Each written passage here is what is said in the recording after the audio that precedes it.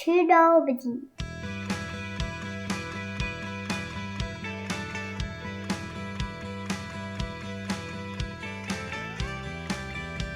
Welcome back to Two Nobody's, everyone. Rupesh is here again.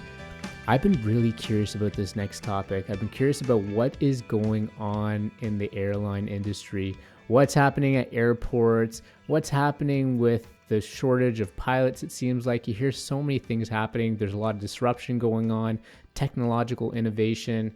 I got a really cool guest for you guys. Captain Gary Russell is joining us. He's the former MEC chairman of the Air Canada Pilots Association. He's been flying since 1997, 25 years. Gary, thanks for joining us on Two Nobody's today. Really appreciate having you. Thanks so much for the invite. I'm excited to chat with you about all things flying and labor. Awesome. 25 years. That's a long time. Well, we were just talking about it, and it didn't register with me that it's been that long. Yeah, but I started flying right out of high school here on the West Coast, and so yeah, it has been since '97. And I mean, we can talk more about the different flying jobs that I've had. But yeah, I was looking back through some photos in my logbook, getting ready for this show together. So yeah, some long forgotten memories of the jobs that I've had currently with Air Canada. But I was a bush pilot previous to that. I'd done some work overseas for a Canadian company. We were contracted to the U.S. military. I was a flight instructor for many years when I was finishing my undergrad. So yeah, I've definitely had some different jobs, but currently flying with Air Canada, flying the 737 MAX aircraft, and mostly north-south to California, and then also over the Pacific to the Hawaiian Islands is sort of my main routes. Oh, that sounds pretty sweet. 25 years, is that considered a long time these days? Because you hear on the news that more and more pilots are hitting that, those long years, 30 years, 35 years because of this shortage. But just out of context, is 25 years a pretty long time or not so much anymore? So for our profession, depending on when you start, I mean, that's about halfway or a little bit more over halfway through your career. If you start in the Air Force or start right out of high school, we've got pilots retiring 35, 40 years, sometimes more. So yeah, it has traditionally been a long-term tenured profession, although, we're seeing things change so quickly that also could change. We do have a very senior core of captains that are retiring at Air Canada, certainly, and WestJet and other airlines are going to start seeing that in the coming years as well as their pilot groups get more senior. Does this worry you right now?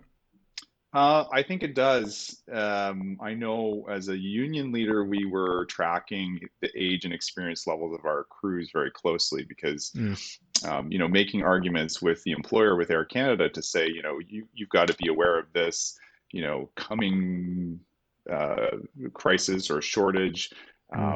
Planning for that and attracting the right talent, you have to have certain features to your collective agreements, to your contracts to attract the right kind of talent. And certainly at our level, at the airline level, we want lots of experience. It helps if you've flown a jet before, been part of a multi-crew cockpit before. So these are all things that we thought about as the Pilots Association. And I know that the airline, having dealt with Air Canada senior management quite a bit, they are thinking, ahead, and they recognize that the shortage of pilots and workers in general in aviation is complex, because it's not just sort of, there's a shortage. The shortage manifests itself differently at different carriers and in different job descriptions.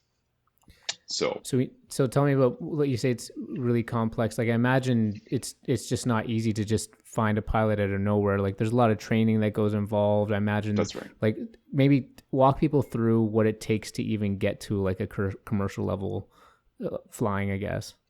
So I can describe sort of my pathway, but there's a number of different pathways. Okay. So someone like myself, in high school, I had a neighbor who was already flying a few years ahead of me, and so he had given me some coaching on here was the path that I followed. So he graduated high school, had applied to a university program. It happened to be University of the Fraser Valley at the time, and they still do, but BCIT and other schools in Western Canada and across the country have these organized degree or diploma programs where a young aspiring pilot can come out of school. They can get an undergrad or a diploma, and then they'll do flying at the same time. So that was the pathway I took. That took about 5 years because I started instructing at the school as I was finishing my degree. Once I graduated and I had about 1,500 hours of instructional time, and this was sort of in the 9/11 era. So, the jobs were tight. The industry was in crisis, as it tends to be every few years.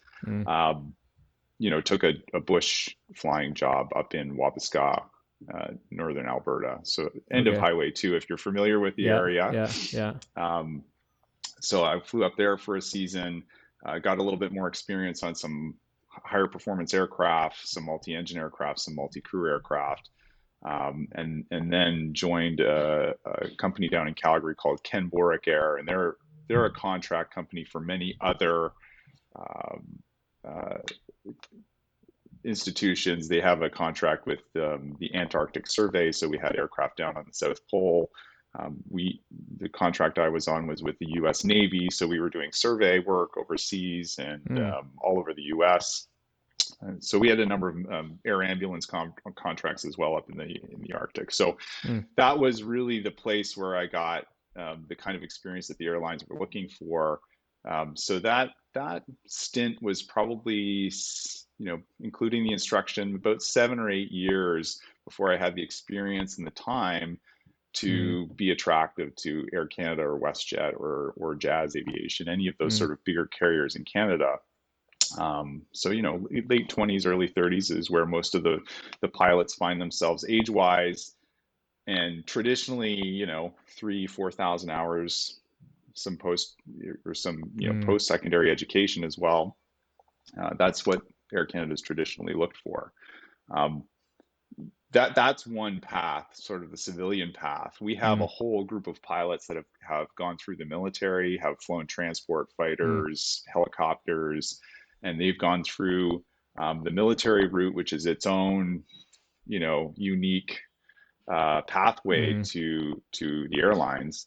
And then we have a lot of pilots that come to us that have flown overseas for Cathay Pacific or Emirates. They may have got their start in Canada, but then left the country. And now we're seeing a lot of them come back, especially after COVID. Companies like Cathay Pacific, just terminated their contract with expat pilots. And so a lot of those folks are coming back to us at Air Canada. Later in their careers, they're bringing a lot of talent and experience, but some of my first officers, I'm in my mid 40s, they might be mid to late 50s, coming back with a lot of experience, senior overseas commanders that have got experience on some of the largest aircraft anywhere, are choosing to come back to Air Canada and WestJet and other airlines in Canada just to return home. Basically. That sounds like a positive, hey, at least for the major carriers here in Canada. I think it's a positive, certainly in the flight deck, because you are really plug and play. These people are so experienced and are bringing so much talent to the table. I think it's a bit of a band-aid solution for a company like Air Canada. They're able to put these folks into a high performance 777 or a 787. And really not worry about, is the experience in the background there. So that pool of overseas talent is going to dry up. It's not an infinite pool of that type of pilot. So we're also going to see the airlines starting to recruit from the north, recruit from the military, but those pools of pilots, we are seeing the experience level dry up, and the hours and the age of those pilots drop. So pilots coming to the airlines are starting to be more in the sort of 2,000 hour Yeah. range. A Yeah. little bit less experience. That's still significant for any commercial pilot. That's a good foundation. That's probably the type of hours too, I would imagine, right? That Absolutely. matter. Yeah. Yeah. Yeah. So, if someone's got 2,000 hours of, making decisions and flying in tough weather and Mm-hmm. facing Mm-hmm. icing on, BC's got some of the most challenging terrain anywhere. Mm. So, a pilot flying for a small regional carrier in BC is bringing a lot of really, good experience to the table. Yeah. You said you one of your routes is to Hawaii. Which island do you fly to? So we do Kona, Maui, and Honolulu, Okay. um, and more often than not, I'm finding that I'm getting assigned the Maui route. Yeah. Although I am off to Honolulu at the end of the month, so Mm. we are able to request certain routes or certain flying based on your seniority level. Mm. So if there's a destination that you really like, you can Mm. put it on your ask list, and the computer Yeah. will crunch the numbers and assign you a trip based on what's available at your seniority level when it gets to your name. So yeah, the Hawaiian Islands definitely a lovely layover. It's Mm. the tough part is the red eye home. So we Mm. we depart the islands, around 11 p.m. Yeah. Um, and we're back into Vancouver around 7 in the morning. So it's definitely a little bit, you have to do some preparation to be well rested for those Mm. flights. So we can get some sunshine and some sand in the morning, but we're pretty disciplined about, lights out early afternoon to make sure we get some sleep before we hit the runway. I did that red eye with my family last year. We flew into Maui through WestJet, um, the talking about the regional carriers, like we flew from Maui to Molokai using one of the small little nine Right. seater planes. Yep. Those guys know how to fly. Like Oh they yeah. like it was a windy day and I was like just thinking about, okay, where are we going to land in the ocean here? But like we were talking to somebody later and she was a supervisor for the airline and we were like, that was a scary flight, and she just laughed at us. She's like, those folks know how to fly. Like Oh they yeah. are so experienced, and she's like, their record is impeccable. And so when you talk about like the regional airlines and heavy different terrains, and they have incredible amounts of experience, hey? And that's I think you're starting to sort of scratch the surface of when we talk about a pilot shortage. That's really where I think in Canada, but other jurisdictions as well, that's where there's the most concern today, is Mm, that air service to these smaller communities is really under pressure. Most pilots want a very like any profession, you want a mm, set career path. You want to know, mm-hmm, okay, here's where all my efforts are leading. mm, Just the way that the industry is, the airlines tend to be where most pilots have their sights set, just because of the compensation and the contracts that are at the major airlines and the job security. mm, A lot of the smaller airlines they can't offer the same type of job security or mm, wages in some cases that the larger airlines have traditionally been able to offer, which means that if you're in the north in Nunavut or the Yukon, even mm, northern Alberta and BC, it's becoming harder for small companies to retain their experienced pilots, and that you said it yourself, because they're flying into such challenging runways. That's where I think the most pressure is we're seeing right now. mm, Although it's starting to trickle up into our regional feeders like Jazz Aviation, who does mm. the regional feed for Air Canada. They're finding it difficult to find, the experience that they're looking for um, on the Would that Dash 8 and the smaller aircraft. would that end up lowering? Like I don't know if this is the case. I imagine there are probably federal standards for flying. Okay, and Yep, then does each carrier have their own set of standards? that's right. So to get a commercial license, we could, if I revalidated my instructor rating, we could go out and I could teach you how to be a private pilot in around Mm, 45 hours.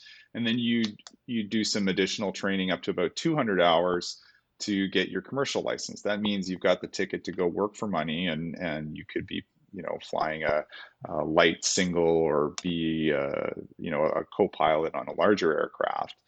To get to the airlines, the next tier up is around 1,500 hours. Sorry, 1,500 hours of experience. You'd be looking at your airline transport license. That means that you could fly a transport category aircraft like a 737 or a 777, the larger Airbuses. So the airlines are looking for that license. Air Canada has additional requirements, so that most of the folks that are coming have much more experience than just the 1,500 hours. That's been traditional, 4,000 or 5,000 hours historically. Although we're seeing those numbers drop. So just because you have the license doesn't mean the airlines are going to necessarily take you.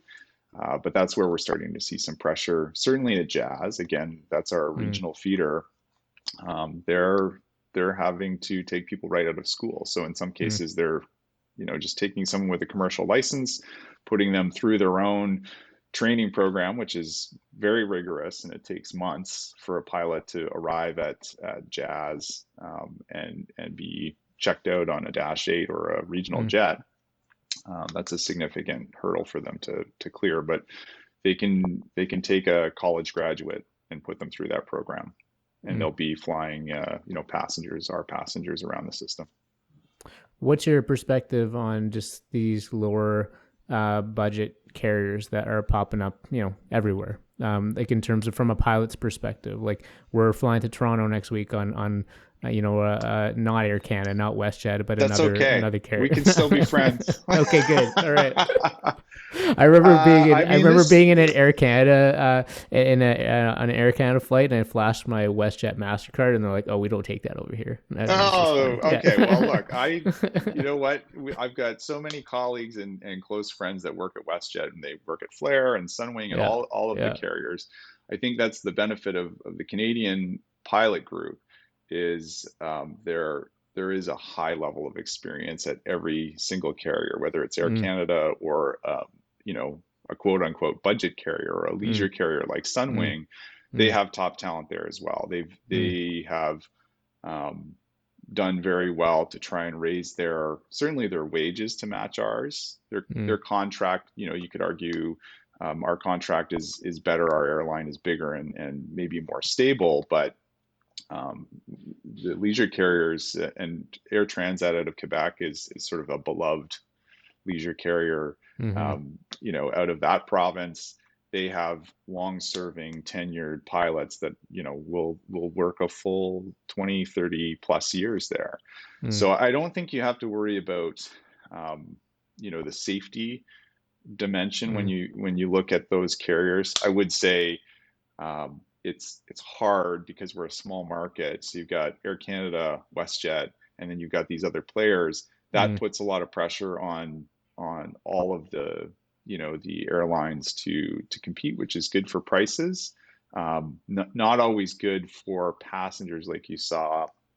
I think Sunwing ended up canceling some flights unannounced. We've seen it before. If you remember, Jetsco collapsed and left passengers stranded. I don't remember. That was maybe that was probably 10 or 15 years ago now. But we don't like to see, as a profession, we don't like to see airlines that are not stable, that are not delivering, their passengers as promised. So that's the risk, I think. I don't think it's a safety risk, but commercially, I know it frustrates Air Canada leadership on the corporate side. You want stable competitors. WestJet and Transat are very stable, and they're actually in the process of buying. WestJet's in the process of taking over Sunwing at this point. But there's some other players out there that are emerging. Lynx is one, Jetlines is another that are bringing some pressure on Air Canada to lower prices and compete more, which is good in the short term. Is this, so you're saying it's a good thing? Like, do you think Air Canada, WestJet, do they have to maybe shift their business model a little bit, or what do you think that looks like? I think they do, forward? Yeah. And I mean, there's always a balance. I think to say it's just good or bad, if it means that we're competing in new markets, that's great. That means new routes. Mm. definitely, if the airline's forced to offer lower prices, and that has a negative impact on their ability to pay higher wages, that's not a good thing for Right. pilots. Right. We don't necessarily see it in that way. I think we've had a leisure brand for a long time, Rouge, that we've shown, at least from the professional side, the pilot side, that look, it doesn't matter what's happening behind that bulletproof door, whether it's a Mm. leisure product like Rouge or a more traditional legacy product like Air Canada. You should be paying your professionals the same way up front, because we really don't operate a leisure brand 737 Mm. any differently than we Mm. would a mainline. Mm. So it's not always an argument that lands with the airlines, but I think we are starting to see the trend, because of the shortage of pilots, or at least pressure on airlines to attract talent, that even if you're working for a leisure carrier, it's still a good job at a professional level wage. Yeah.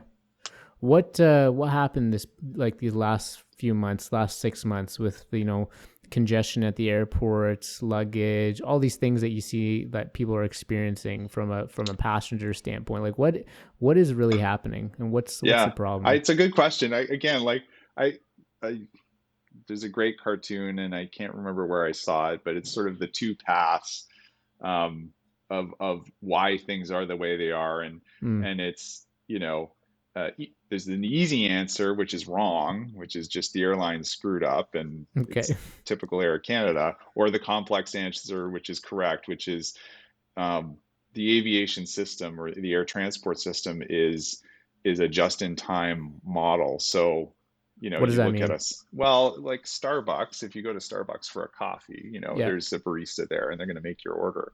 But Yeah. they've got the baked goods there. They've got the coffee beans that have come, and they've got Mm. sort of a supply of product in the store ready for you to have. And maybe there's a bit of a lineup, but there's stock there. Yeah. There's a buffer. In aviation, we don't, um, in delivering the service, we don't necessarily have a huge amount of buffer. So the example would be, you arrive at the airport, everything's got to be delivered in time. So even if you give yourself a couple hours, or now people are arriving 4 hours before a flight, which just seems crazy, but Mm. everything's got to work perfectly for you to get on that airplane and push back for Hawaii on time. So you Mm. arrive at the airport, maybe there's someone that takes your bag at the gate, but more likely you show up at the ticket counter. So there's got to be enough agents there to, Mm. process your baggage, get it on the conveyor belt.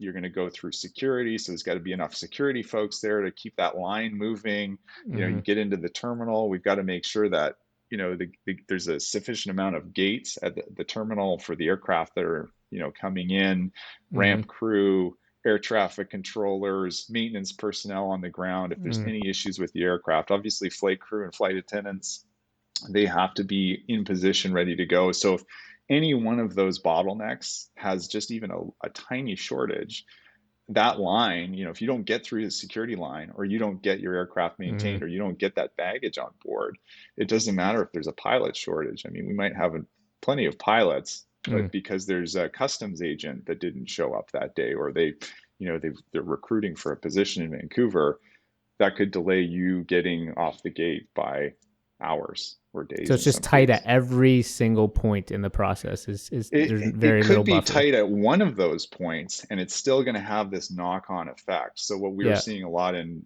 Pearson out in Toronto is, and not to put this on border security, but we have heard, that CBSA has had difficulty recruiting, and so we can't get you through. It doesn't matter if we've got enough maintenance personnel and gate agents and gates and aircraft and Mm. pilots. If you can't get through customs on time, you're not going to Mm. make your flight, Mm. and or the flight's going to be delayed waiting. Mm. So it's because we're trying to deliver all those products at the same time at the airport in a, what's been, I don't think anybody expected this kind of recovery at this pace. Mm. This concept of sort of revenge travel or pent up travel demand, nobody knew that was a thing. Mm. I was chairing our association during COVID, and we were walking through empty airports for over a year, Yeah. and just couldn't imagine that it would be quote unquote back to normal so quickly.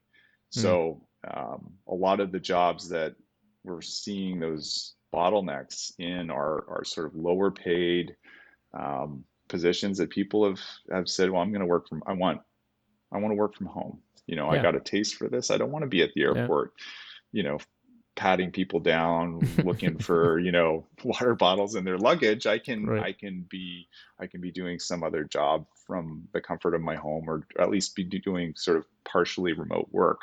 That's really pulled people away from the aviation sector, where you have to be Mm. physically either on board an aircraft or at an airport. You kind of already getting into the pandemic. What was it like flying during the pandemic? It was bizarre. Yeah. I don't think I've ever, there was a part of it that was sort of wondrous. Like, at the time I was on a different fleet. I was on the Dreamliner, the 787. Mm. So we did the last flight out of Taipei. I did one of the Mm. last flights out of Beijing. And these are, monumental airports. They're Mm. huge. They're, um, you know, and they're empty. They're not even one person. I've got some Wow. pictures going through Sydney, and they had to kind of unlock the terminal for us to actually get in. So we pulled up in the crew van, and at the time we weren't flying passengers. We were just really flying mostly cargo Mm. around the system, PPEs and various other time sensitive goods. So we were doing 4 pilots on a 300 passenger airplane, Vancouver, Sydney, fly over to Auckland and back to Mm. Vancouver, and it would be everything from medical equipment to zoo animals to foodstuffs. We had some interesting cargo, but when you go into the airport, it was like a museum, Yeah. you know, a museum of a past age kind of thing. So when you see those gigantic airports with nobody in them, and you're the only people walking around, and you and a security guard that's had to unlock the terminal to let you in, that's it's unsettling. Yeah. I think you've talked, listening to some of your other podcasts, you sort of talk about the state of capitalism and sort of Mm. capitalism in crisis. That is really sort of the jarring part of an event like COVID, where it can just grind the gears of the economy to a standstill so quickly. Were you worried about the airline industry at that point? Oh, yeah, I don't think any of us knew what was going to happen. So my wife and I, we owned a business at the time that had also had to shut its doors. We owned a yoga studio on one of the smaller islands around Vancouver here, so we shut down that business. Wow. I was flying reduced hours. Luckily, we had some savings, and the airline took care of us very well as far as keeping us on payroll. Mm. Some of our pilots, about 600 of them, weren't so lucky, and even despite the fact that the government had made funds available through queues and some of the other vehicles, we had some young pilots that had to find other work, and that was Mm. something that they're still trying to recover from, and Mm. they've lost years of service and other things, so they had a much different experience. But for our family, it was tightened our belts, and we didn't travel. We loved to travel, but we didn't travel for those years. Obviously, Mm. nobody did, um, and just sort of stayed close to home, and watched our budget a little bit tighter, or a little bit closer. So I think our experience um, was pretty good, all things considered. We saw pilots and flight attendants have to totally rethink their life. They lost their homes. They had a miserable time during COVID, Yeah. and that's the tough part. When I fly with some of my co-pilots, you know, we talk a lot about when we're on cruise, and we don't have our phones out there. We don't Mm. have Wi-Fi on board the aircraft, so Mm. you have to talk about each other's lives, and there's Yeah. some tough stories out there. Um, a lot of the pilots that were single or didn't have family at home, they really had to reach out and build a bubble. Some of them took other jobs either because they just needed something to do, Mm. or they were laid off and really had to make ends meet. So some of them were quite creative. We had pilots start businesses during COVID. Lost Aviator Coffee, I think, is one of them. But there's many others that, get creative, start a Yeah. business, or we even had professional pilots with thousands of hours experience and on their way to a tenured track with Air Canada, they had to go work at Starbucks as Oh, baristas, or yeah. go work as Uber drivers, or we had a lot of folks take up, skip the dishes, that kind of thing, to make Yeah. ends meet. Oh man. Would you say that flying is? I know you said you fly with crews and you get to know people, like you need to get to know your co-pilots and such in the crews. But is it a lonely job? Can it Uh, be a lonely job? it can be. I think COVID was extremely lonely. We were in many cases in our whole hotel room, and we were, locked in our hotel room. Yeah. So if you're flying into anywhere in Asia, it was locked down. Mm. They've just sort of lifted that Mm-hmm. restriction in Hong Kong, so we're back into Hong Kong. We can move about the city, which is great. Um, Being stuck in a hotel room for 50 hours it may sound great, but it's pretty miserable. Yeah. So that was a very tough couple of years for our crews, whether you were laid off or flying the line because you couldn't go out. So that part can be lonely. I think, Mm. when you're flying with a crew out to Hawaii or to California these days, it's not. If you're willing to have a conversation and connect with someone, some folks are less chatty than others on Mm. board, but we have a flow. Every 10 minutes there's a sequence of checklists and navigational duties that we have to do. So if you're not chatting, and we can't have personal conversations below a certain Mm. altitude. So um, anytime we're out of cruise in a descent or in a climb or approaching an airport, we don't have personal There's no. conversations. Yeah. It's operational only. But when we're on a cruise, between those navigation checkpoints, a Mm. lot of us do talk about our personal lives and our families, and that's a way to sort of stay engaged and pass those minutes. It can be pretty dark and quiet over the Pacific in the middle of the night. So, Mm. yeah, it's good if you have someone you connect with. Is it because I imagine you're typically the first officer on your flights? So I'm the captain on this current flight. So the first officer, we use that term interchangeably with co-pilots. So the Okay, my aircraft apologies. commander or the Okay. captain sits in the left seat. Okay. They're responsible in the end for the decisions that are made on board the aircraft, but we really can't. I can't operate without a first officer or Okay, without a my apologies. I co-pilot. confuse I confuse the term. So, as a captain, do you find yourself typically leading the conversations? Like, is there So kind of a rank sort of thing there, there or there what does the might be a dynamic little look bit. like? It's also an age thing. A lot of my first officers are in their late 20s, early 30s. So there's a bit of that dynamic. Although I would mention, we have many senior pilots coming from overseas, so sometimes I'm flying with Mm. someone who's a lot more experienced than I am. So there's definitely different dynamics, seniority or your rank. Once you get up in the air and the ties are off, it's pretty casual as far as conversation goes, and then we switch back into professional mode once we're approaching a waypoint, or there's a fuel check or a navigation check that has to be completed. So we're able to flip in and out pretty quickly. Obviously, when we leave the cockpit, it's we want to project that professional appearance and demeanor. So hats on, ties on, that kind of thing. Yeah, We yeah, don't we don't bring that personal conversation outside of the flight deck. yeah. Mental health of pilots these days. How would you? Is there any way of generalizing that, or how would you describe that these I days? For think yeah. So mental health, we're responsible for fitness to fly. That's a big part of our license, and mental health is mm. part of that now. So we have to be mindful of our physical health. So every year we go to see our flight surgeon or our Mm. Air Canada doctor, and they would look at everything from cholesterol levels to your heart health, Mm. They track all that very closely. And now we also talk about mental health during that Mm-hmm. visit. So we do have to think about that. Are you showing up to work ready to, fly a 14-hour flight with three other people, or a 10-hour flight with another pilot?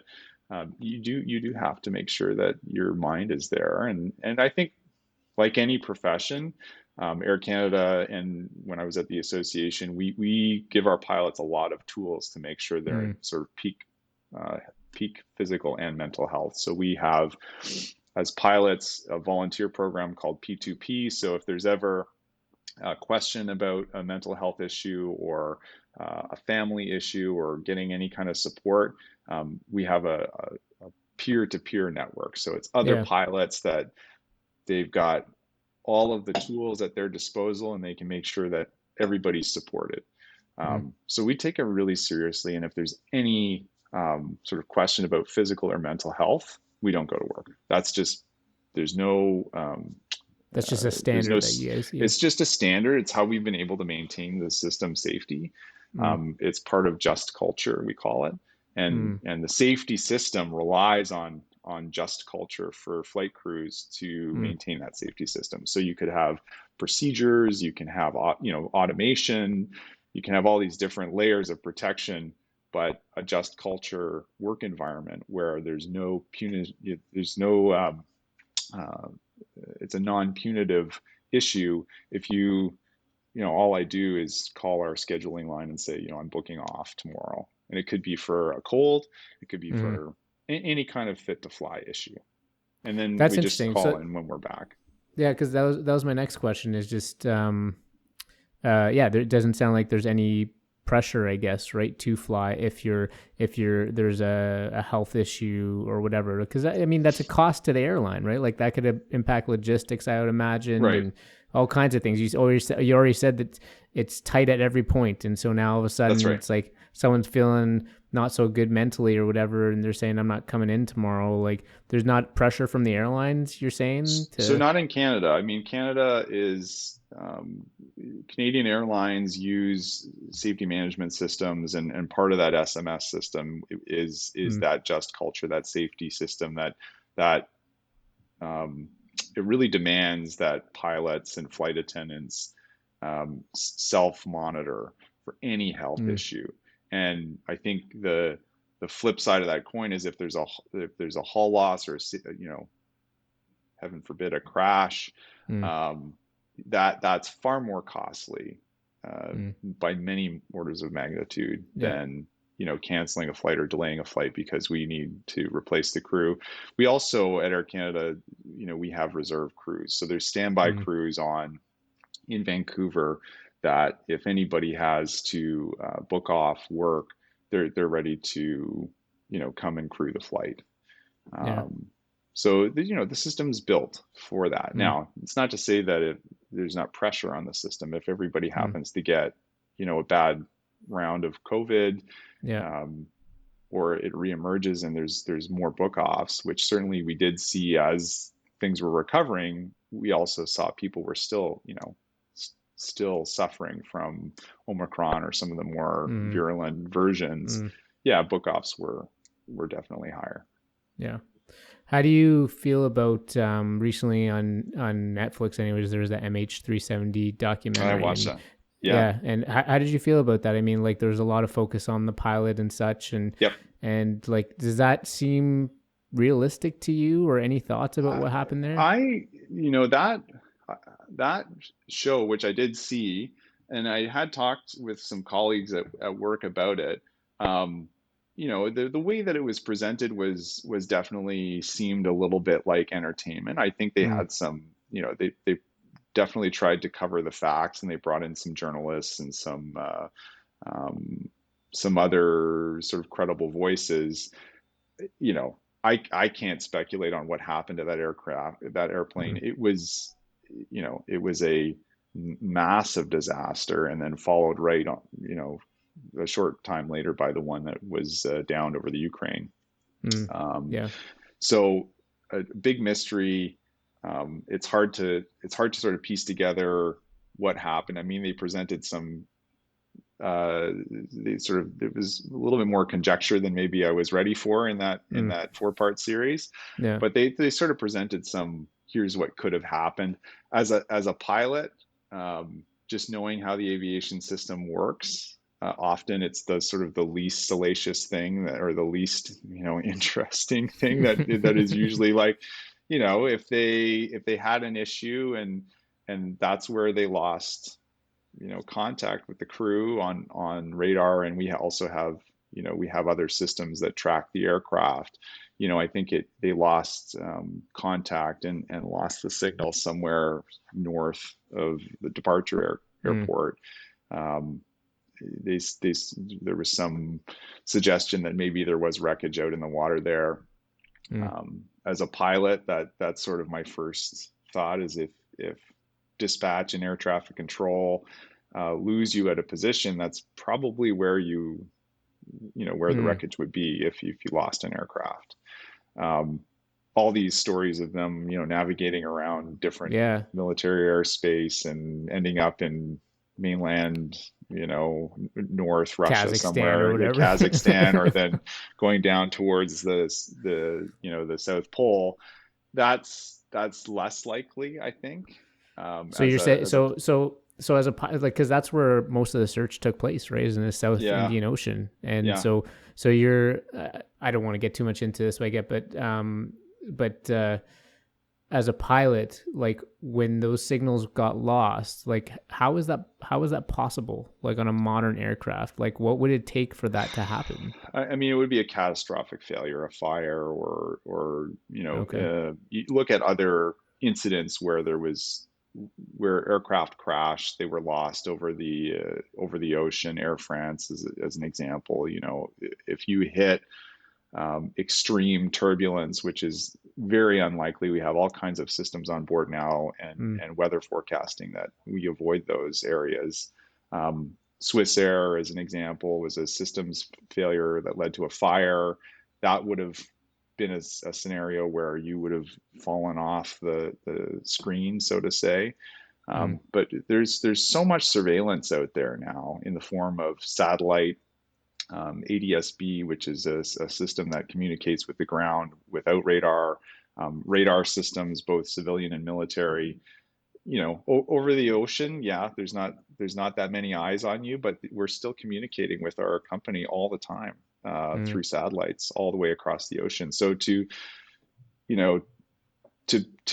be lost in the way that they're claiming that the aircraft, dropped off communications at a certain point and then ended up so many hundreds or thousands of miles away, as a professional pilot, it's very hard to believe. Well, it's not impossible. Anything's possible. But looking at it with my sort of pilot hat on, I would say, look for the more likely explanation, which is some kind of catastrophic failure. I think the tough part with that story is there's these sort of other little bits of information that don't line up with just a failure over the ocean and the airplane went down. Yeah. If you're in, like, if the scenario happens where you do lose all communication, there's that catastrophic failure, what's your next step as a pilot? Well, I mean, so keep in mind, like, there's layers of communication. So we have radios on board. So at any moment we can reach out to another aircraft. Like, let's say we're headed to Hawaii, and we're midway there. We can talk to other aircraft, and there's always dozens of other aircraft in our area. So we can reach out to United or American or Lufthansa or whoever happens to be in the area at the time and have a conversation with another crew, and they can relay, hey, there's something going on here. We need some help. So that's one way. We have a satellite phone on board. Any airplane that's flying over the ocean would have SATCOM. So we can reach out through the satellite phone network to our company or to air traffic control. So totally different system. There's radar, and radar coverage is not global. And we also have the aircraft sending its own telemetry data to our maintenance system or maintenance departments, to our dispatchers. So at any given time, without radar, without radio, without our text data link, which we can always text message people on the ground, they can still see where we are. So there's many independent systems that keep track of these aircraft. Even the engines themselves have a conversation with our team on the ground without any interference or any cockpit switch or screen. They send their health data, so their pressures and temperatures and hundreds of other lines of data flowing out of those aircraft back to the ground, and many different channels. So high frequency, medium and low frequency radio waves. We mentioned satellites. So it's hard to believe that you could shut all those systems down. It's not possible, certainly in the 737, for me to turn off all those systems. They just run automatically. It's so, I feel like you just gave so much more valuable information than like that documentary did. Well, maybe. I mean, they were speculating that, someone could go downstairs and start, this is, it's a definitely more fun story to watch on Netflix. I mean, I enjoyed it. It was captivating. I enjoyed it. It's very captivating, but for that to happen, and again, I'm not a systems expert. I'm a line pilot and a former union leader. So I definitely have sort of the operational background, but just sort of from a common sense perspective with a little bit of my professional background, I always sort of think, well, start with the more likely scenario, which is some kind of something happened in the South China Sea. To the aircraft. Something happened over the ocean, and that's unfortunately and very sadly where the airplane still is now.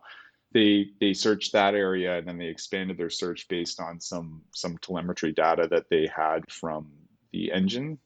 I guess that's another. You can't not search that area if you've got some information that doesn't line up. And I think that's the confusing thing about that story is, two search areas that are so far apart based on some signal data.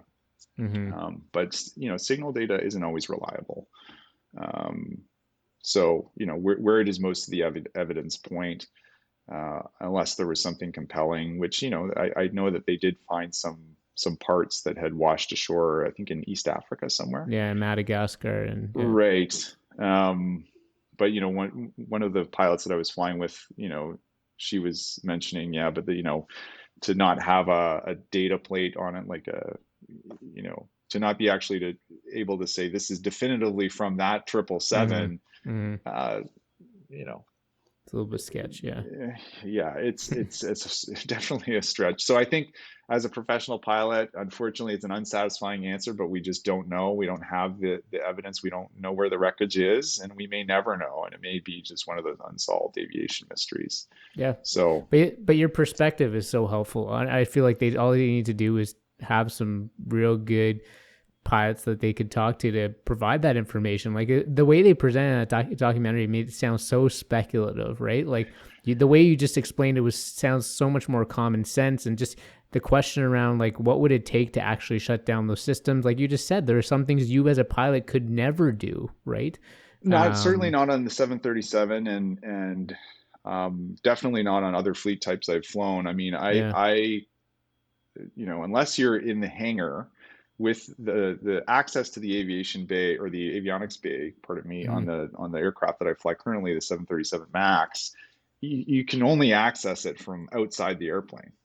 So, and I shouldn't say that. Maybe if you start pulling up floorboards, you can get to it underneath. But there's no hatch, and we can get down and from the flight deck into that bay. So, some older aircrafts you could get down there, but then once you're down there, the pilots don't have the training to identify components and then let alone plug in a computer or plug in some kind of device to interfere with those. Like Kazakhstan. That is it seems more like a Mission Impossible script than reality. But again, I never say anything's impossible. I just look at that and sort of say, okay, we just don't know enough about what happened. Yeah. What happens after any of these kind of tragedies, like as far as how carriers react, or like what's from a safety standpoint, I guess, like what's sort of the response? Is there anything that sort of happens from a lessons learned standpoint across the industry? Yeah. Like, 9/11, this, all that, like there's always something that happens, I would imagine, right? So, we as pilots, it's a little bit back to that conversation about just culture that we had about the Mm-hmm. fit to fly, the mental health. Mm-hmm. We also have a safety system that relies on self-reporting. So some accidents and incidents are, you can't cover up a crash or a Mm-hmm. hull loss. It's front page news. But there's hundreds of safety issues that happen every day just at Air Canada, and it could be as something as simple as, you were doing your walk around and there was a little bit of oil or grease that was left on the tarmac that could have been Mm-hmm. a slipping hazard. It could Mm-hmm. be, a an aircraft separation issue that led to a missed approach or a go around, we call it. So, we got a little bit too close to another aircraft coming into Hawaii. About a month ago, air traffic control wasn't comfortable. They said, you're gaining on the traffic head. Go ahead, aboard the landing. They say go around for another approach. And Mm-hmm. so instead of pushing a bad position, we just went around. And so Mm-hmm. all this to say that when something like that happens, after I get on the ground, one of the first things I do after I've debriefed the crew and we've done our shutdown checklist is I file a safety report. Mm-hmm. And even though nothing bad happened, we were obsessed with data certainly in our profession, but aviation in general runs off crews being constantly reporting any kind of safety issue, whether it leads to a successful landing with no issues or, maybe there was an issue. Certainly, we never want to run off a runway or go off on the sides or something much worse. So if we have that large backlog of data to say, here's the number of go arounds we did last month, here's the number of separation issues, or even if you just you misunderstand an air traffic control clearance, if nothing happened, but we Mm-hmm. still write up a report and say here, and so we Yeah. can monitor trends. We can say, hey, at this airport during this time of day, we're seeing more go arounds. What's the reason for more go arounds in Maui Mm-hmm. at 3:30 in the afternoon on a Saturday? Oh, it Mm-hmm. turns out that there's some extra scheduled flights coming in. Maybe they need to space out the arrivals more. Maybe they need more air traffic controllers on staff. So our safety department is its own department at Air Canada, so it's not actually part of our flight operations team. Mm-hmm. They'll look at those trends and they can work with the airports, they can work with the ground handlers, with the manufacturers. Sometimes there's a technical issue with the aircraft. Um, and then our department, flight operations, also has safety folks that would work with them to maybe change our procedures. Maybe they'd have to adjust the way the aircraft performs in flight. Maybe there's some training that they can bring in. So a lot of Mm-hmm. our annual training cycle. So we're in the simulator every 4 months. We do an annual ground school. A lot of the subjects that we train on, or the scenarios that we'll do in the simulator, are real world examples where they're seeing a Okay. trend that, hey, here's something we're seeing. We'd like you guys to practice it and maybe adjust the way that you're, set flaps earlier because we're seeing Mm-hmm. certain speed anomalies on Mm-hmm. arrival. So it's a bit of a science to it. Um, and it's reactive. It's reactive to those trends that Yeah. are being reported by crews. But it's a constant, so it's not like you're just waiting for the next thing to We don't happen. wait It's for a accidents to yeah, yeah, happen. yeah, No. yeah, yeah, yeah, Yeah, and yeah. I think that's when you look at aviation. I think people are pretty casual about it these days, but we we have one of the best safety records of any industry, and I think it's Mm, because of all of those layers. yeah. Whether it's the aircraft design, the procedures, the training that we're doing, that safety management system we're talking a little bit about, all of those layers create a safe air transport system where people can sort of ride it like the bus now. They don't think twice Yeah. about going for an airplane ride. Yeah. Yeah. Um, Recovering from the pandemic, what do you think is still still at play? Like, what do you think is still we're still feeling the effects of, and the recovery is going to be long, and what comes to mind for that? Well, it's it's funny because it seems like a fevered recovery. It seems so quick in Mm. aviation where people are just demanding to travel, like not just one trip this year. We're going to do 3 trips. Yeah. Pent up demand is there. We're Yeah. seeing the airports and airplanes full again. Um, Masking was dropped, and I think that was one of the things that was a constant reminder that, hey, we just survived, the worst pandemic in a generation, maybe Mm-hmm. more. Um, so it's hard to even remember at work that a year ago or 2 years ago it was like a totally different planet that we were living I feel the exact same way. Absolutely. Yeah. on. So I think the part that maybe I lose a little bit of sleep over is what happens on the other side of this. So everybody's out, spending their pent up demand on a vacation or two or three. Mm. Um, Economists are warning us that there's another crisis brewing, and you talk about the economy, you talk about capitalism on this Mm. podcast. We saw what a pandemic can do to economic activity. I worry. I think there's a lot of stuff on the other side of this summer that pilots are sort of quietly saying, well, does this increasingly um, affect our jobs and our airlines? So war in Ukraine, definitely we've had to reroute a lot of our overseas routes. We used to fly through Mm. Russia all the time. Now we don't Mm. fly through Russia anymore. So if I was Mm. going to India, fly over the pole through Russia and the various Kazakhstan, Mm. Pakistan, we'd fly sort of directly south. Now we have to go south of Russia. Mm. So we can't actually go direct. We have to go through London or somewhere in Europe Mm. to get to India out of Canada or the West Mm. Coast, anyways. Um, so that's had a huge impact. We're burning a lot more fuel going around these war zones. Mm. Um, Economic activity, we've heard, we continue to hear that there could be risk of recession depending on monetary policy and you know what the consumers decide to do after the summer. Maybe they've traveled enough and they're ready to sort of resume their normal habits. We just don't know. Can't Our predict that. forward, Yeah. we can't predict it, Yeah. and Yeah. forward bookings. I think right now the airline, and I'm pulling this out of my hat, but um, they were really looking at a month or two ahead to plan their what their outlook was going to be. So the Mm. bookings are strong a month and a half, 2 months out, but people were not willing to book a year out the way they Mm. were maybe before COVID. So Yeah. people's habits are more short term now, I think, as far as travel goes.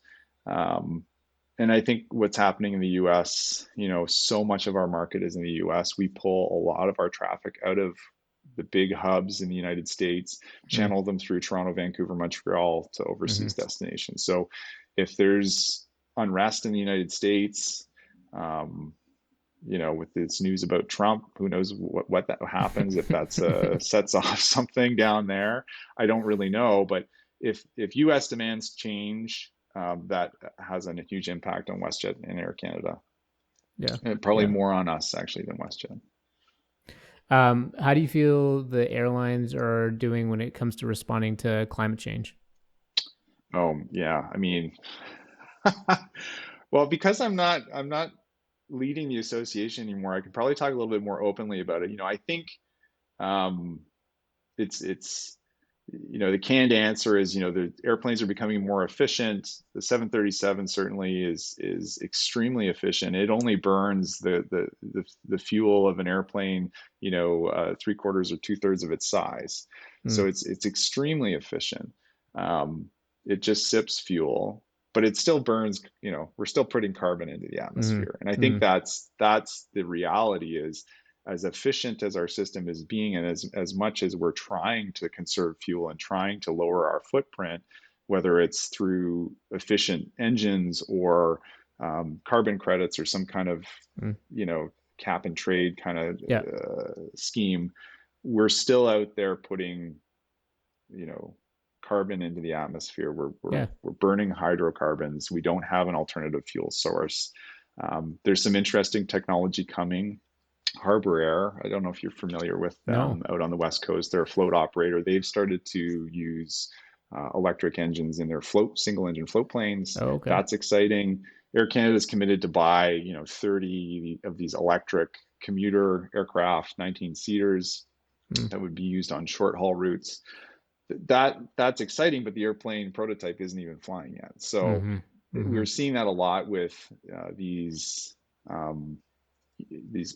eVTOL and these alternative power plants. There's demonstrators. There's lots of exciting ideas and prototypes and designs out there, but we're not seeing a lot of practical examples flying around in the national airspace system. So, it'll start probably with small aircraft.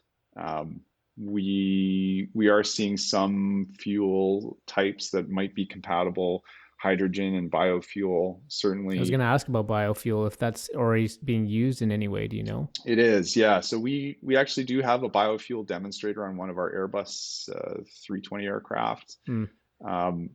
It's being mixed with jet fuel, so it's a slow transition. And the thing with aviation is to get an aircraft or a power plant certified, it takes many, many cycles, many hours, Sure. thousands, Yeah. hundreds of thousands of hours in some cases to sort of prove that a system is safe. And the regulations don't change overnight. So to certify a new power plant for these aircraft for a new fuel type, it's a slow and bureaucratic process. It doesn't happen overnight. So that's my concern with aviation and the environment is the market for aviation, especially in places like India, is it's Booming. exploding. Yeah. There's not a product out there that's really environmentally friendly. Mm-hmm. Besides maybe like a train. Yeah. And I say that, kind Yeah. of realizing that I'm undercutting my own profession here a little bit by saying that. But aviation, is definitely has a very heavy footprint. Yeah. And until we're across that sort of regulatory hurdle of approving new power plants and really getting the economies of scale, like biofuels, an example, unless you're producing massive fields of this stuff, you're not going to appeal to that airline customer. There has to be the infrastructure, and currently it's oil and jet fuel, and there's going to be either a significant time horizon or a significant investment by governments to make it happen faster. The technology is there, like Airbus and Boeing are playing with all kinds of different ways to save fuel or burn different fuels, whether it's electrical power plants, biofuel, hydrogen seems to be a promising fuel type, and then there's other ways to reduce the footprint. One interesting one that I had seen at a conference not too long ago was Airbus, I believe, is working on bringing aircraft onto each other's wingtips. So you could have 5 or 6 aircraft flying like Canada geese over the Atlantic on their way to, if they'd pair to up. reduce the wind. We create vortices off our wingtips, so little corkscrews that come off our wingtips as we fly, and that actually creates lift. So there's automated systems that can bring these aircraft close enough to each other's wingtips. So it would be my nose to your wingtip, and that would create a little bit of lift, enough for us to save, 3, 4, 5% on our fuel burn. But over the course of the year, if we do that every time, we're going to be saving thousands, tens of thousands, hundreds of thousands of kilograms of jet fuel. So I think the answer is there's technologies that exist and that can be certified, long term. There's short term operational things that we can do, like taxi around the aircraft, single engine on the ground, save some fuel that way. Maybe there's some alternative fuels that are sort of a bridge to an electric power plant or a hydrogen power plant, but it's not going to be a fast solution because of the regulations. So some of it's greenwashing, unfortunately. some of it's real, like what Harbour Air is doing with their, Mm. going to a full electric fleet. And there's some midterm stuff that probably hasn't even been discussed yet that might help drop that footprint. But I think the concern that I have is just not going to happen fast enough to Yeah. make Yeah. the right kind of impact. And I think most climate scientists are saying, we should have taken action 20 years ago. We're at another Mm. inflection point right now. And if we don't do something, and I'll say it out loud, like, reducing people's access to flying, maybe that is one way that unfortunately, if you fly less, that is a way to save sort of the environmental impact. Well, and I will say I'm guilty of it too. Like, I mean, there's short haul flights are so cheap, right? Yeah. And Yeah. and it's not incentivizing anymore to travel through a different way. Like, it's way cheaper for me to fly from Edmonton to Vancouver than for, usually every summer we take a road trip, but it's in the last year we flew because it was just more economical, and So that just incentivizes more flying. that's right. And what we see is you need a strong policy to move airlines in the right direction. We saw during COVID, actually, the French government said, we're not going to support short haul flying anymore. So if you want to Mm. fly long haul, if you want, those gates at our airports, and specifically Air France, I think their access to COVID funding was contingent on them um, pulling out of those short haul routes so Mm-hmm. that rail could fill the gap. And I don't have my facts 100% on this, but what I had understood was the French government said, you won't be flying Paris to Biarritz anymore. But if you want to operate that as a rail operator, we'll give you first rights to that route. Mm-hmm. And so there's been some, Europe seems to be ahead on climate Mm. policy.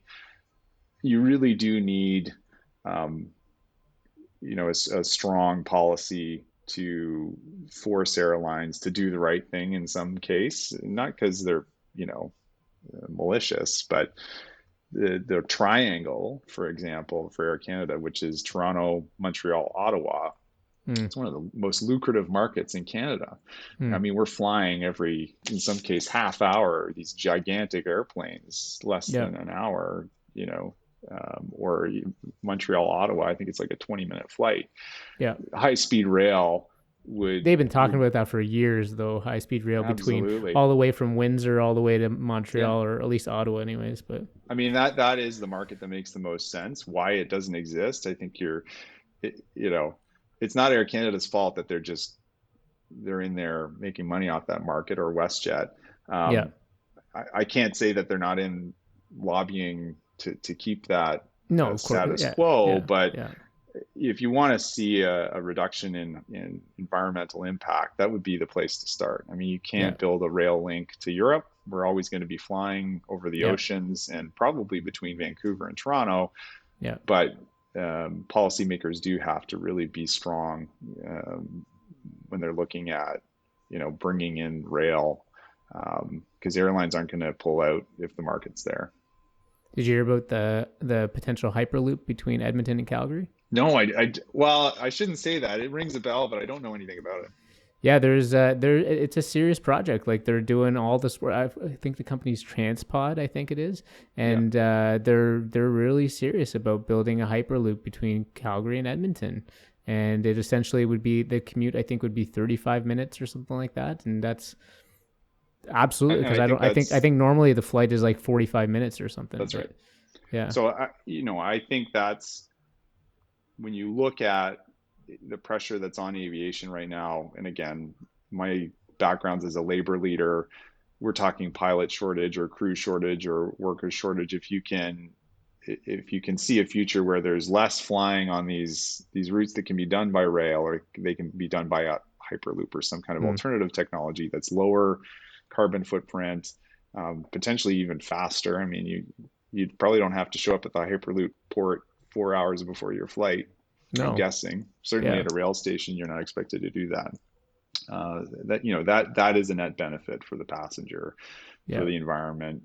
If it feeds the airline, that's great. I think there's a good argument for sort of mixed modal transport. Europe does Yeah. it pretty well, where you can get to, Charles de Gaulle on a train and get Mm. off right at the terminal building.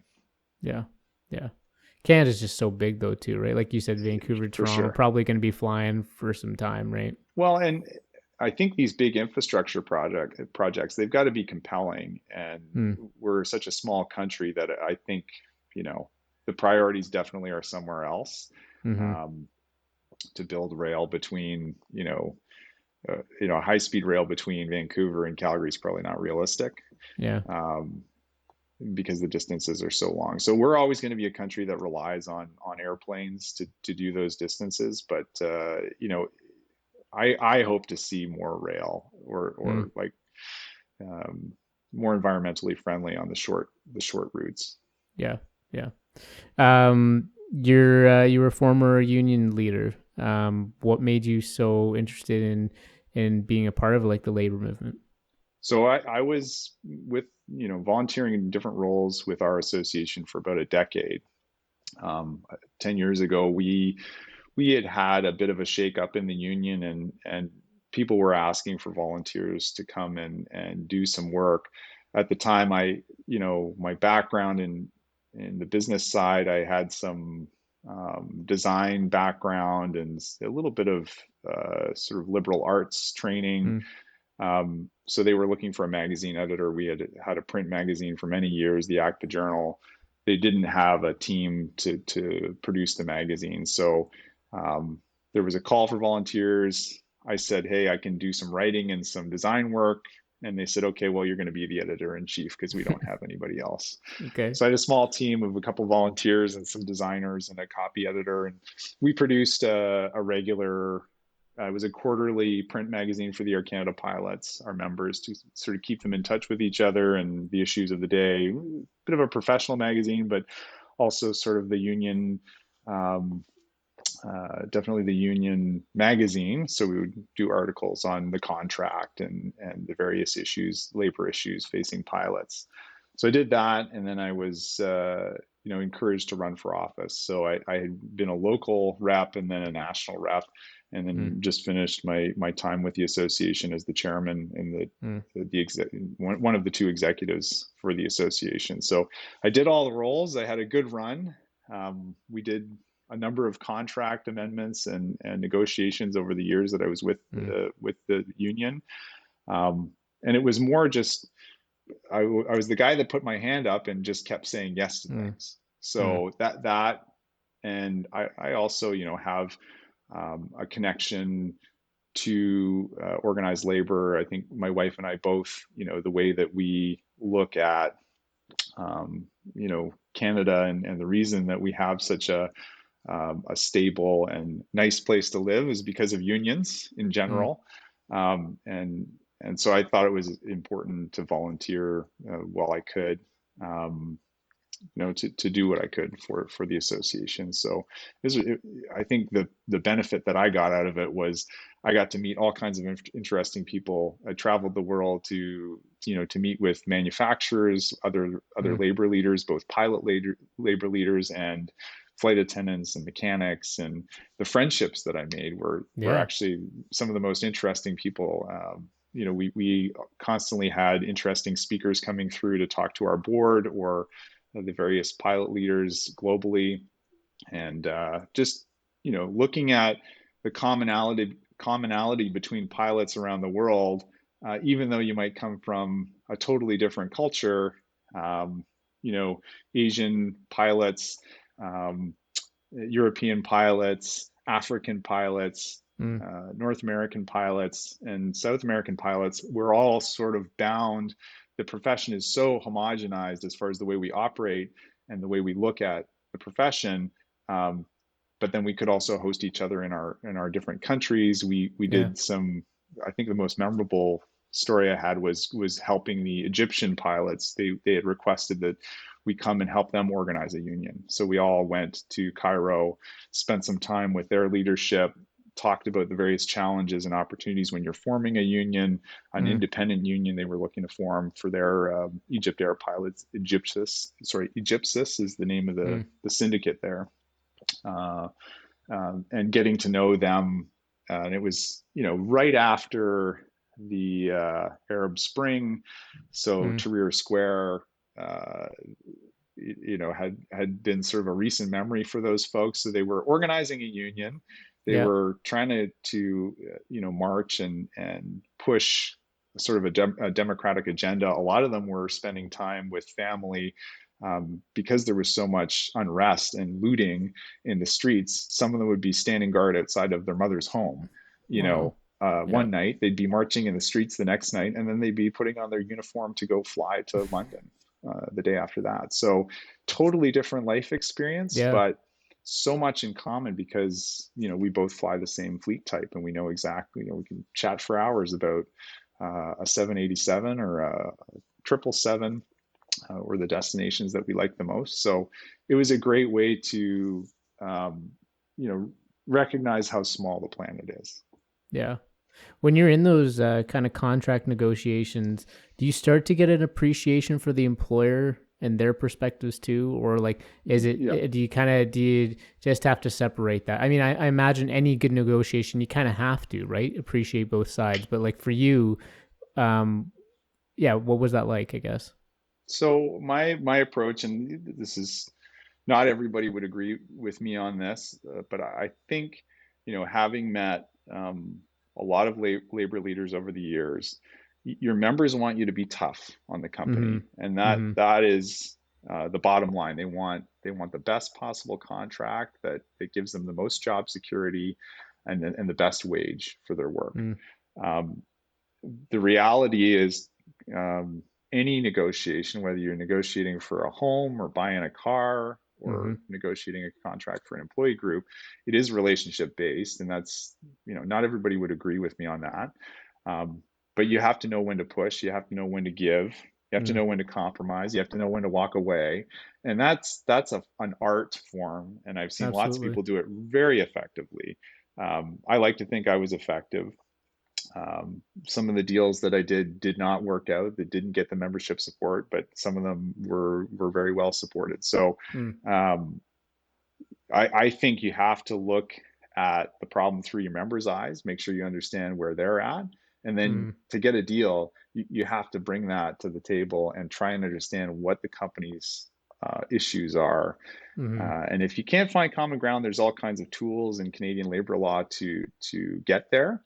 But if you're going to get a good deal, I think the basic principle is you stay at the table as long as it takes to understand the other party's problems and convince them through those relationships. And again, they have to trust what you're saying, and they have to believe that the problems that you're bringing to them are legitimate, and that you legitimately understand their issues. And then I think you can get there.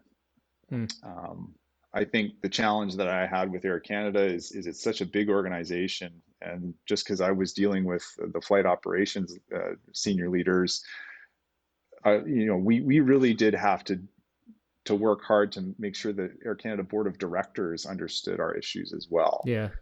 So just because your department or even the CEO, is nodding and saying, yeah, I get it. You need this thing for your members to see a net gain.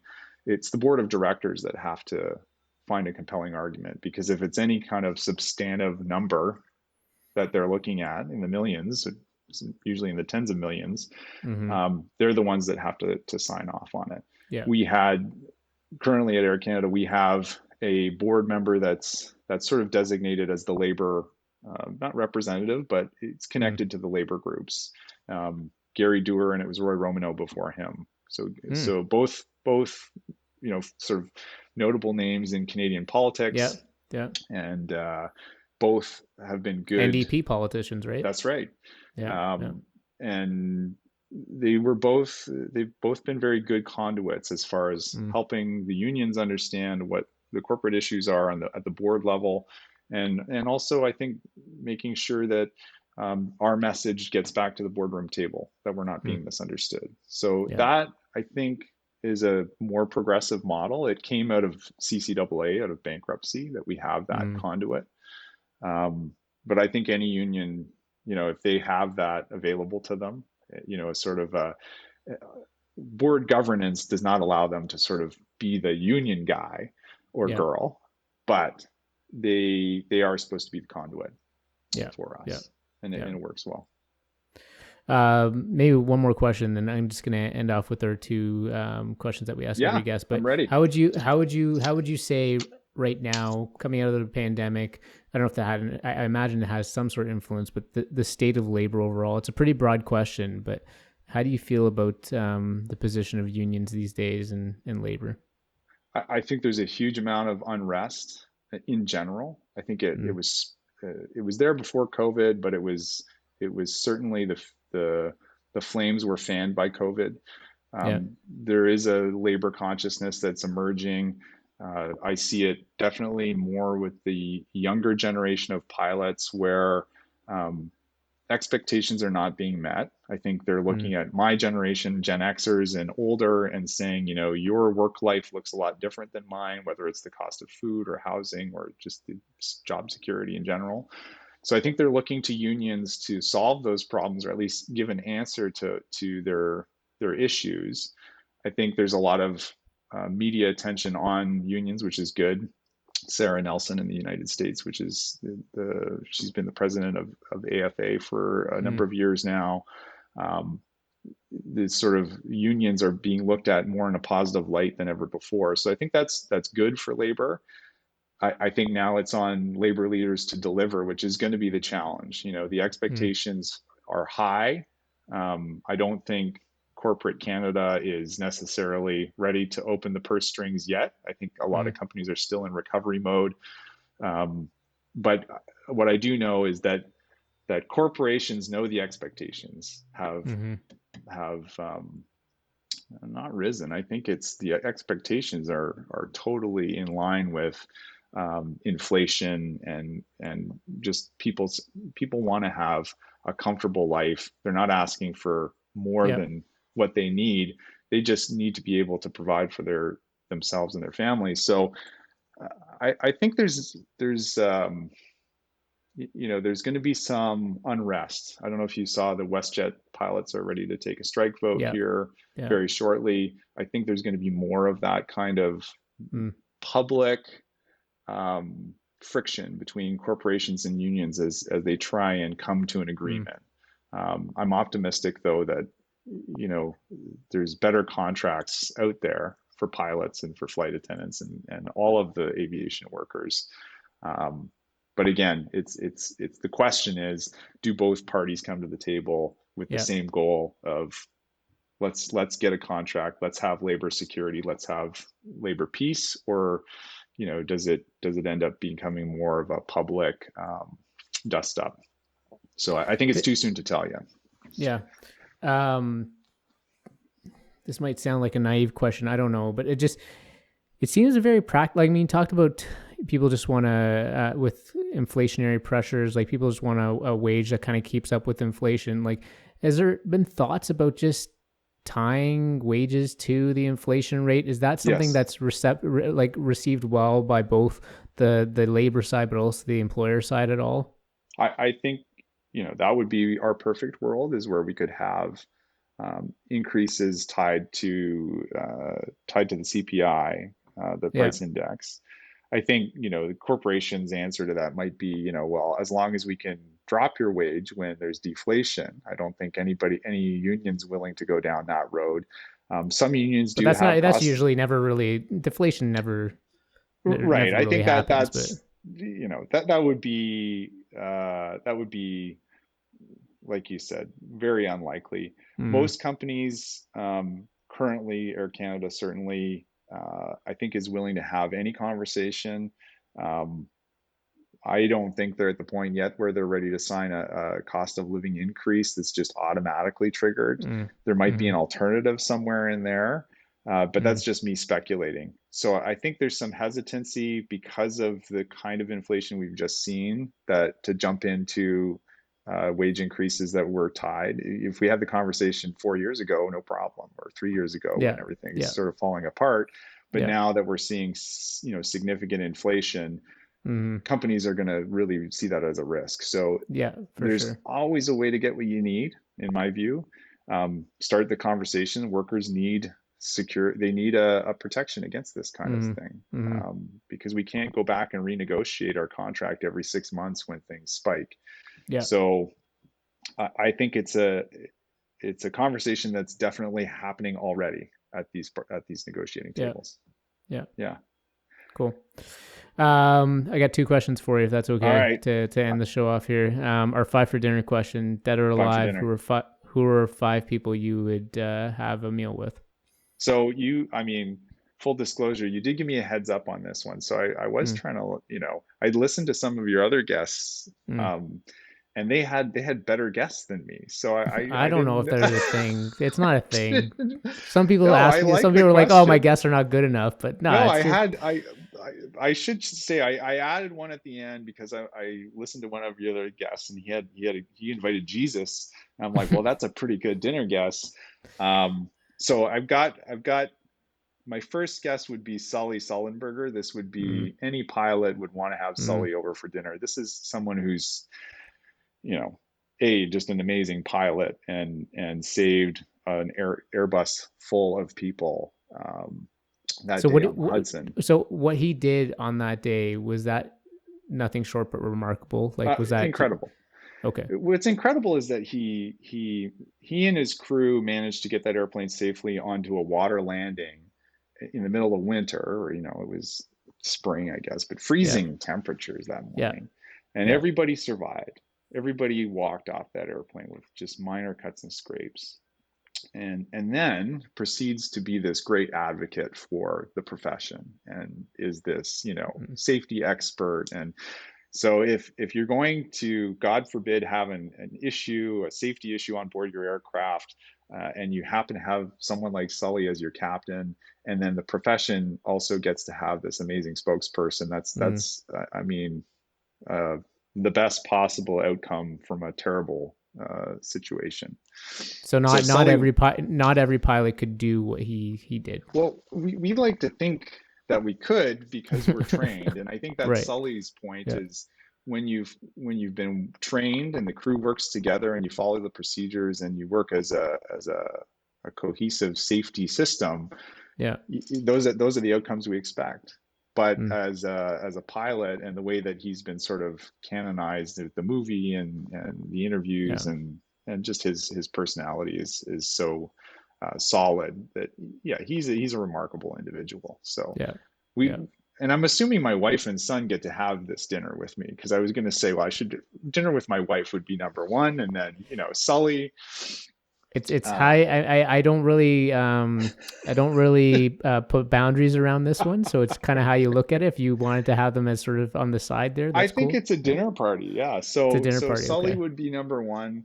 I Yeah. think Jack Layton, Yeah. just being in the labor movement, Mm, and having having seen him as a charismatic leader. I mean, we mm. haven't seen too many of those Canadian leaders.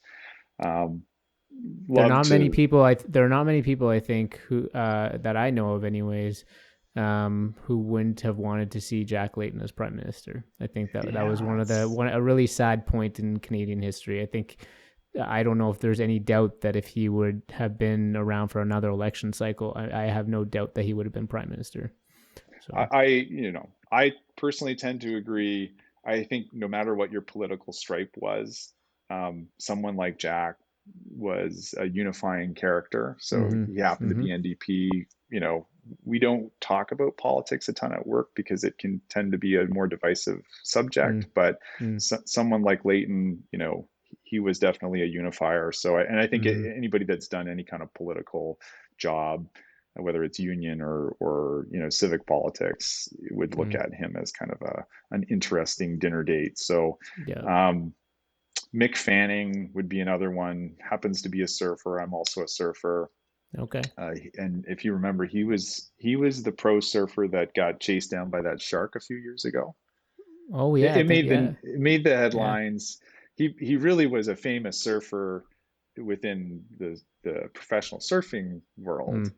but then really became sort of this Aussie celebrity and global celebrity after he, escaped certain death, Yeah. Yeah. Yeah. Yeah. I in the remember the lineup. video. Yep. Yep. Yeah. And he's an interesting guy. He's got a surfboard company. I happen to have one of his surfboards, and he's a dad, young Cool. family. So kind of an interesting character. Jane McAlevey Okay. is she's down in the US. She's written extensively about labor, and she's got a great book called No Shortcuts, Mm. which a lot of the folks that supported me during my various elections, we all had shared her books and read No Shortcuts. And she's got another one called A Collective Bargain. So anybody who's in the labor world or a labor leader would likely be aware of her writings. But if you're not, those are two very accessible books. You don't have Mm. to be a union leader to get a lot out of them. She's Yeah. just basically talking about uh, you know unionism not as a service or as Mm-hmm. an advocacy model, more as a participatory thing. So workers Mm. actually being engaged in their shaping their work lives, and some really practical ways to do that. So great writer. And then I was kind of torn. I thought, well, I've already got Jack on my list, but I think Bob Ray would be an interesting dinner Mm. date as well. He's had a few different political stripes, Mm-hmm. and maybe not the most loved or beloved Mm. politician in Canadian history, but interesting Depends on guy. where you live, I suppose. If you're in That's right. Ontario, I Yeah. mean, you might not like him so much, but yeah, Totally. And wasn't the greatest premier, that's for sure. no, he wasn't, but he's got some interesting history behind him, and Oh yeah, for and sure. he's done a lot of different things. Yes. Yes. Um, and then I was going to go in a totally different direction because I thought, okay, well, I would mention my trip to Egypt, and as part of um, that trip, we got hosted at the pyramids of Giza. And we actually got to Mm. go inside. We got a hosted Cool. Wow. tour inside the pyramid. Got to go up into the tomb, and we were with one of the professors from the University of Cairo, and he was giving us all sorts of backstory. But the interesting thing to me is how little researchers know about that site and about Mm. the history of those buildings, and really just Egyptian culture being as old as it is. I think I would want to, because you could say dead or alive, right? So I want to Yeah. have Yeah. dinner with one of the pharaohs. Mm. I'm talking like first Yeah. dynasty. Like, Wow. let's get the real goods here Yeah. on what it's like to be a leader in that totally different time, but Mm-hmm. obviously a civilization that was quite sophisticated. So So I know. sophisticated. I mean, I just learned this the other day, but after the pyramids, the next tallest structure that was built was the Eiffel Tower, and that wasn't until the late 1800s. So if you think about Really, how, yeah, if you think about how advanced Egyptian civilization was at that time, like it's incredible that it it, is incredible. I like yeah. we were standing there, and there's a bunch of pilots, so we're all kind of engineering minds a little bit, where we fancy ourselves as being able to understand things. Mm. And there's these giant stones that are the size of, a bus, that are Mm-hmm. stacked on top of each other, and no Mm. fasteners. And Mm-hmm. you can't fathom what it would have taken to muster that kind of construction project. So Yeah. dinner with one of the pharaohs. I don't know which one I would choose, but um, that would be that'd be pretty high on my list too. That's a pretty. I don't know why you're discrediting your list. I have no idea. It's a good That's a list. No, no, pretty. That's a good list. That's a solid list. I'm excited to Yeah. have these dinner dates. So Yeah. yeah, Yeah. Yeah. I think I'm gonna have to have you back. Maybe like a post-election, like maybe a federal election, because I can see that you're pretty into politics. I would happily come back. I think I'm like a casual political observer, but I think Mm. my interest definitely, because of the labor work that I've done, Yeah. um, and some of the personal relationships there. I do watch it a little closer maybe than most. Yeah. Have your sister and your brother-in-law join us too. So Exactly. Yeah. No, I yeah. I would happily come back. Yeah. Last question. Besides the circle of life, what do you know for sure? Okay, so we happen to live out in the country here on Mm. Vancouver Island in a place called Merville, which is north of Comox. And we're lucky enough to have a little bit of land and very lucky to have horses on our land. So my Mm. wife works with horses. That's part of her work, wellness work. Um, but we have three horses, Maeve, Apollo, and Sugar. And one thing I've learned from living with horses, and to a lesser extent, being a surfer and being out in the water, is that no matter what job you're doing or what your profession or your pursuit is, when you're interacting with these animals or you're interacting with a wave, you're sort of in nature. You realize how we cannot control anything. So Mm. the thing I know for sure is I'm not in control. I'm always reminded about that. Um, when you get on a horse or you get on a wave, Mm. you could get hurt, you could die, Mm. and really all you can do is set yourself up for success. So in the case of riding a horse, that's the relationship that you have with the horse. Um, Mm. so the way you would approach the animal, the way that you get ready to ride, talking to the horse, working them out on the ground, making sure that you're in the right headspace. Because if you're bringing your own shit, the horse will sense it and they're going to bolt. And if they're wound up, and I was bucked off my horse actually, not Mm. just about 2 days ago, and it was, I rushed him. I got to the horse, and he's an ex-thoroughbred, so he's tightly wound to begin with. Mm. But I was a little bit stressed out. He was a little bit stressed out. I didn't spend enough with him on the ground, getting him relaxed, getting him stretched out. Yeah. Maybe his saddle was on a little bit too tight, Mm. but it's all those things that you can prepare and you can influence.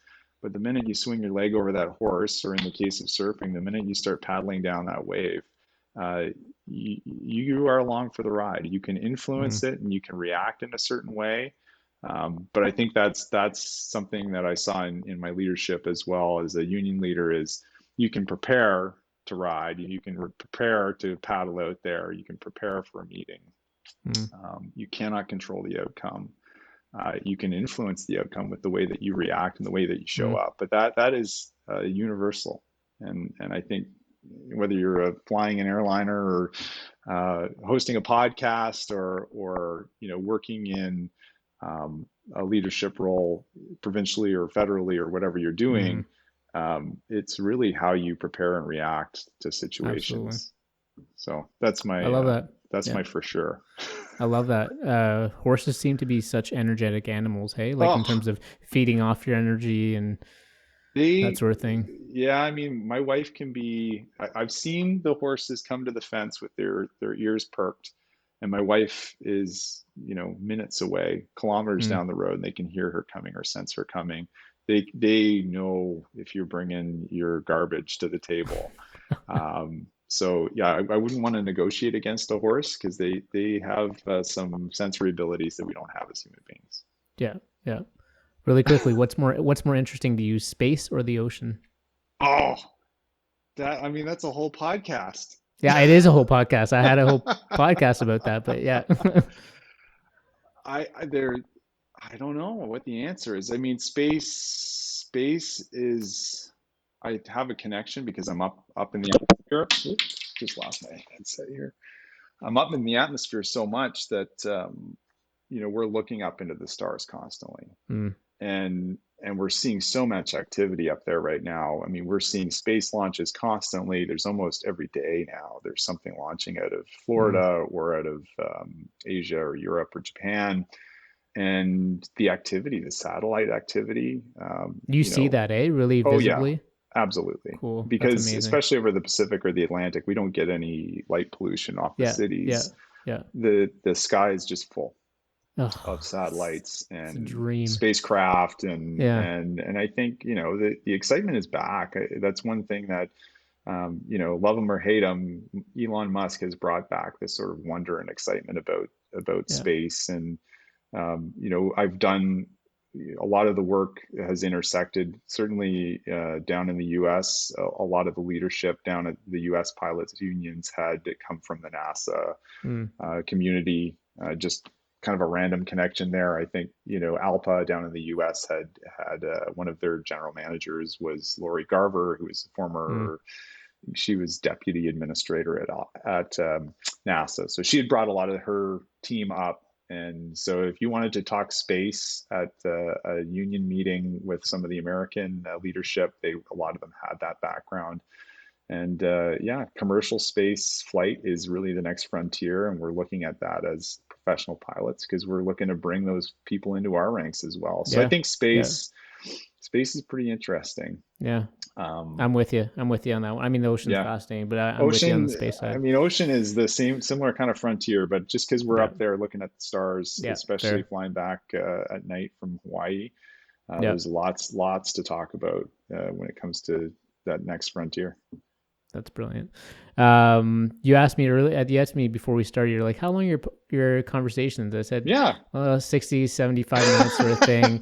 But you know what? This is a good one. Hour 40, man. We you hung in there, and I appreciate your time. And this was honestly, it was a fun conversation. There's so much there that I learned and got to appreciate, and you just did a great job explaining things. So I'm happy if you're happy to come back, I'm happy to have you. It was so much fun. So done deal. Okay, cool. We're going to put everything in the show notes so you get to learn a little bit more about Captain Gary Russell, and appreciate you, man, joining the podcast today. And look forward to talking to you in the future. Maybe I'll come out to Comox and got to visit your brother-in-law and your sister out there one day. So 100%. We'll put you on the Apollo's back, and I promise you won't buck you off the first time at least. That would be fantastic. Thank you. Okay. All right, everyone. Thanks for joining. Like, subscribe, all those good things, and see you next time. Take care. Bye.